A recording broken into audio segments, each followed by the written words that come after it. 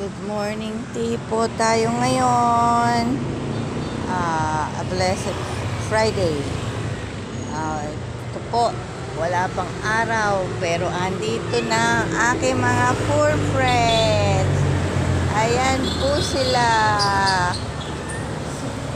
Napakaaga nila. Ayan, ang kukulit. Ay, ayun pa.